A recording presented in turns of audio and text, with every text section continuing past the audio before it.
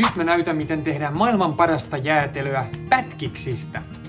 Homma on hyvinkin simppeli. Vatkataan vispikermaa, sekoitetaan kondensoitu maito mukaan, kaadetaan astiaan, joka kestää pakastimen. Sulatetaan pari pätkispatukkaa ja sekoitetaan ne tänne jäätelömassan joukkoon.